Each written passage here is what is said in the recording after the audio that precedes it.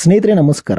ಸ್ನೇಹಿತರೆ, ಕಾಂತಾರ ಚಾಪ್ಟರ್ 1 ಈ ಒಂದು ಸಿನಿಮಾದ ಬಗ್ಗೆ ತುಂಬಾನೇ ಎಕ್ಸೈಟ್ಮೆಂಟ್ ಹಾಗೂ ಎಕ್ಸ್ಪೆಕ್ಟೇಷನ್ಸ್ ಕೂಡ ಜನರಿಗೆ ಇದ್ದೇ ಇರುತ್ತೆ. ಯಾಕೆಂತಂದ್ರೆ ಈ ಮುಂಚೆ ರಿಲೀಸ್ ಆದಂತಹ ಚಾಪ್ಟರ್ 2 ಕಾಂತಾರದ ಬಗ್ಗೆ ಎಲ್ಲರೂ ಕೂಡ ನೋಡಿರ್ತೀರ. ಆ ಒಂದು ಸಿನಿಮಾದಲ್ಲಿ ಲಾಸ್ಟ್ 20 ಮಿನಿಟ್ಸ್ ಅಲ್ಲಿ ಬಂದಂತಹ ಡೆವೋಷನಲ್ ಫೀಲ್ ಎಲ್ರಿಗೂ ಕೂಡ ಇನ್ನೂ ಮರೆಯೋದಕ್ಕೆ ಸಾಧ್ಯನೇ ಇಲ್ಲ. ಆ ಒಂದು ಎಕ್ಸ್ಪೆಕ್ಟೇಷನ್ ಅನ್ನ ಇಟ್ಕೊಂಡು ಚಾಪ್ಟರ್ 1 ಇವಾಗ ರಿಲೀಸ್ ಆದಂತಹ ಚಾಪ್ಟರ್ 1 ಯಾವ ರೀತಿ ಇರುತ್ತೆ ಅನ್ನೋದ್ರ ಬಗ್ಗೆ ತುಂಬಾ ಜನ ಒಂದು ಎಕ್ಸೈಟ್ಮೆಂಟ್ ಆಗಿ ನೋಡಬೇಕು ಅನ್ನುವಂಥ ಫೀಲ್ ಅನ್ನ ಇಟ್ಕೊಂಡಿರ್ತೀರಾ. ಹಾಗಾದ್ರೆ ಇವತ್ತು ರಿಲೀಸ್ ಆದಂತಹ ಕಾಂತಾರ ಚಾಪ್ಟರ್ 1 ಹೇಗಿದೆ ಅನ್ನೋದನ್ನ ಈ ಒಂದು ವಿಡಿಯೋದಲ್ಲಿ ಚಿಕ್ಕದಾಗಿ ನೋಡ್ತಾ ಬರೋಣ. ಸ್ನೇಹಿತರೆ, ಒಂದೇ ಮಾತಲ್ಲಿ ಹೇಳ್ಬೇಕಂತಂದ್ರೆ ಈ ಗೂಸ್ ಬಂಪ್ಸ್, ಈ ರೋಮಗಳು ಎದ್ದು ನಿಲ್ಲೋದು ಅಂತ ಹೇಳ್ತಾರಲ್ವಾ. ಸೊ ಅದರ ಅರ್ಥ ಈ ಒಂದು ಕೋಲ್ಡ್ ಆಗಿರ್ಬೋದು ಅಥವಾ ಫಿಯರ್ ಆಗಿರ್ಬೋದು ಅಥವಾ ಯಾವುದೇ ಒಂದು ಎಮೋಷನಲ್ ಸ್ಟ್ರಾಂಗ್ ಎಮೋಷನ್ಸ್ ಬಂದಾಗ ನಮಗೆ ನಮ್ಮ ರೋಮಗಳು ಎದ್ದು ನಿಲ್ಕೊಳ್ತವೆ. ಸೊ ಅದೇ ಒಂದು ರೀತಿ ಈಗ ಈ ಒಂದು ಸಿನಿಮಾನ ನೋಡಬೇಕಾದ್ರೆ ನಮಗೆ ಆ ಒಂದು ಡೆವೋಷನಲ್ ಫೀಲ್, ಆ ದೇವ್ರ ಬಗ್ಗೆ ಇರುವಂತಹ ಒಂದು ಫೀಲ್ ನಮಗೆ ಈ ಒಂದು ರೋಮಗಳನ್ನು ಎದ್ದು ನಿಲ್ಲೋ ಹಾಗೆ ಮಾಡುತ್ತೆ.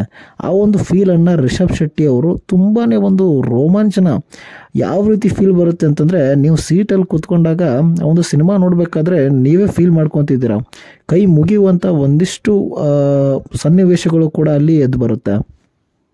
ಸಿನಿಮಾದ ಒಂದು ಫಸ್ಟ್ ಹಾಫಲ್ಲಿ ನಮಗೆ ಎಲ್ಲ ಒಂದು ಕ್ಯಾರೆಕ್ಟರ್ಗಳ ಒಂದು ಇಂಟ್ರೊಡಕ್ಷನ್ ಅನ್ನು ನಾವು ನೋಡ್ಬೋದು. ರಿಷಬ್ ಶೆಟ್ಟಿ ಅವರ ಒಂದು ಇಂಟ್ರೊಡಕ್ಷನ್ ಆಗಿರ್ಬೋದು, ರುಕ್ಮಿಣಿ ವಸಂತ, ಆನಂತರ ಗುಲ್ಶನ್ ಅವರ ಒಂದು ಕ್ಯಾರೆಕ್ಟರ್ನ ಇಂಟ್ರೊಡಕ್ಷನ್ ಕೂಡ ಈ ಒಂದು ಫಸ್ಟ್ ಹಾಫಲ್ಲಿ ನಡೆಯುತ್ತೆ.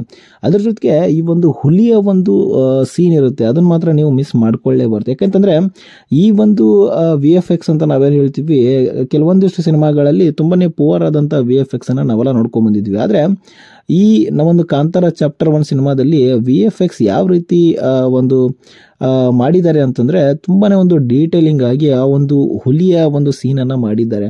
ಆ ಒಂದು ಹುಲಿಯ ಒಂದು ಶಾಡೋ ಆಗಿರ್ಬೋದು, ನೆರಳಾಗಿರ್ಬೋದು, ಆನಂತರ ಒಂದು ಕೂದಲಾಗಿರ್ಬೋದು, ಕಣ್ಣಾಗಿರ್ಬೋದು, ಎಲ್ಲ ಕೂಡ ಒಂದು ತುಂಬಾನೇ ಅಚ್ಚುಕಟ್ಟಾದಂಥ VFX, ನಿಮಗೆ ರಿಯಲ್ ಆದಂಥ ಹುಲಿನೇ ಬಂತು ಅನ್ನೋಂಥ ಫೀಲನ್ನು ಈ ಒಂದು VFX ಆ ರೀತಿಯಾದಂಥ ರೋಮಾಂಚನವಾಗಿ ಮಾಡಿದ್ದಾರೆ. ಇನ್ನು ಸಿನಿಮಾದ ಮೇನ್ ಸೀಕ್ವೆನ್ಸಸ್ ಅಂದರೆ ಸೀನ್ಸ್ಗಳು, ಈ ಒಂದು ಲೈಫ್ ಟೈಮಲ್ಲಿ ಮರೆಯಲಾಗದಂಥ ಸೀನ್ಸ್ಗಳಿರೋದು ಎರಡನೇ ಹಾಫ್ನಲ್ಲಿ. ಮೇನ್ ಸ್ಟೋರಿಯನ್ನು ಬಿಲ್ಡ್ ಮಾಡಿರೋದು ಅಥವಾ ಸ್ಟೋರಿ ಯಾವ ಕಡೆಗೆ ಹೋಗ್ತಾ ಇದೆ, ಆನಂತರ ಚಾಪ್ಟರ್ 2 ಮತ್ತು ಚಾಪ್ಟರ್ 1ಗೆ ಯಾವ ರೀತಿ ಲಿಂಕನ್ನು ಕೊಟ್ಟಿದ್ದಾರೆ ಅನ್ನೋದು ಈ ಒಂದು ಸೆಕೆಂಡ್ ಹಾಫ್ನಲ್ಲಿ ನಾವು ನೋಡ್ಬೋದು. ತುಂಬಾ ಒಂದು ಕೆಲವೊಂದಿಷ್ಟು ಸೀನ್ಸ್ಗಳಂತೂ ಡೈಮಂಡ್ ಸೀನ್ಸ್ ಅಂತಲೇ ಹೇಳ್ಬೋದು. ಈ ಒಂದು ಬಾಲಿವುಡ್ನವರು ಏನು ಈ ಒಂದು ಸೈಮಾ ಅವಾರ್ಡ್ಸಲ್ಲಿ ನಮಗೆ ಮರ್ಯಾದೆ ಕೊಡದೇ ರೀತಿಯಲ್ಲಿ ನಡ್ಕೊಂಡಿದ್ರು, ಸೊ ಅವರೆಲ್ಲ ಮುಟ್ಟಿ ನೋಡ್ಕೋಬೇಕು. ಆ ರೀತಿಯಾದಂಥ ಒಂದು ಸಿನಿಮಾವನ್ನು ನಮ್ಮ ಕನ್ನಡ ಇಂಡಸ್ಟ್ರಿ, ನಮ್ಮ ರಿಷಬ್ ಶೆಟ್ಟಿ ಅವರು ಕೊಟ್ಟಿದ್ದಾರೆ ಅಂತಲೇ ಹೇಳ್ಬೋದು. ಈ ಆ್ಯಕ್ಷನ್ ಸೀನ್ಸ್ಗಳ ಒಂದು ಮೇಕಿಂಗ್ ಅಂತೂ ತುಂಬಾ ಚೆನ್ನಾಗಿ ಕೊಟ್ಟಿದ್ದಾರೆ. ಯಾಕಂತಂದರೆ ತುಂಬ ಜನರಿಗೆ ಈ ಒಂದು ಆ್ಯಕ್ಷನ್ ಸೀನ್ಸ್ಗಳು ಇಷ್ಟನೇ ಆಗ್ತಿರಲ್ಲ. ಯಾಕಂದರೆ ಫೈಟ್ಸ್ ತುಂಬಾ ಒಂದು ನೋಡಿ ಬೇಜಾರಾಗಿರುತ್ತೆ. ಆದರೆ ಈ ಒಂದು ಸಿನಿಮಾದಲ್ಲಿ ಆ್ಯಕ್ಷನ್ ಸೀನ್ಸ್ಗಳು ಕೂಡ ತುಂಬಾ ಇಂಟ್ರೆಸ್ಟಿಂಗ್ ಆಗಿದೆ, ಮೇಕಿಂಗ್ ಕೂಡ ತುಂಬಾ ಚೆನ್ನಾಗಿ ಮಾಡಿದ್ದಾರೆ. ಈ ಒಂದು ಸಿನಿಮಾವನ್ನು ನೀವು ಥಿಯೇಟ್ರಲ್ಲೇ ಹೋಗಿ ಫೀಲ್ ಮಾಡಬೇಕು ಅಂತ ನನ್ನ ಒಪಿನಿಯನ್. ಯಾಕೆ ಗೊತ್ತಾ, ಈ ಒಂದು ಮೊಬೈಲಲ್ಲಿ ನೋಡಿರ್ಬೋದು ಅಥವಾ OTTಗಳಲ್ಲಿ ನಾವೇ ನೋಡ್ತೀವಿ ಮನೇಲಿ ಕೂತ್ಕೊಂಡು, ಆ ಒಂದು ಥಿಯೇಟ್ರಲ್ಲಿ ಕೊಡುವಂಥ ಎಕ್ಸ್ಪೀರಿಯನ್ಸನ್ನು ನಾವು TVಗಳಲ್ಲಾಗಿರ್ಬೋದು ಅಥವಾ ಮೊಬೈಲ್ಗಳಲ್ಲಿ ನೋಡಿದಾಗ ಸಿಗೋದಿಲ್ಲ. ಸೊ ಹೀಗಾಗಿ ಥಿಯೇಟರಲ್ಲಿ ಬರುವಂತಹ ಕೆಲವೊಂದಿಷ್ಟು ಎಫೆಕ್ಟ್ಸ್ಗಳು ನಿಮಗೆ ವೈಬ್ರೇಟ್ ಆಗುವಂತೆ ಮಾಡುತ್ತೆ. ಹೀಗಾಗಿ ನಾನು ರೆಕಮೆಂಡ್ ಮಾಡೋದು ಈ ಒಂದು ಸಿನಿಮಾವನ್ನು ಯಾರೇ ಆದರೂ ಕೂಡ ಲೈಫ್ ಟೈಮಲ್ಲಿ ನೋಡಲೇಬೇಕು, ಅದು ಕೂಡ ಥಿಯೇಟ್ರಲ್ಲಿ ಹೋಗಿನೇ ನೋಡಬೇಕು ಅನ್ನೋದು ನನ್ನ ಒಂದು ಅಭಿಪ್ರಾಯ.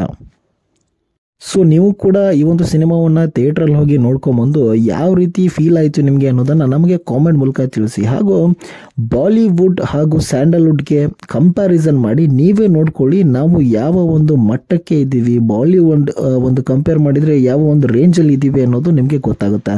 ಸೊ ಈ ಒಂದು ವಿಡಿಯೋ ನಿಮಗೆ ಇಷ್ಟ ಆಗಿದ್ರೆ ವಿಡಿಯೋನ ಲೈಕ್ ಮಾಡಿ, ಶೇರ್ ಮಾಡಿ ಹಾಗೂ ನನ್ನ ಒಂದು ಚಾನಲ್ನ ಸಬ್ಸ್ಕ್ರೈಬ್ ಮಾಡಿ. ಇದೇ ರೀತಿಯ ವಿಡಿಯೋದೊಂದಿಗೆ ಮುಂದಿನ ವಿಡಿಯೋದಲ್ಲಿ ಸಿಗೋಣ. Thank you so much.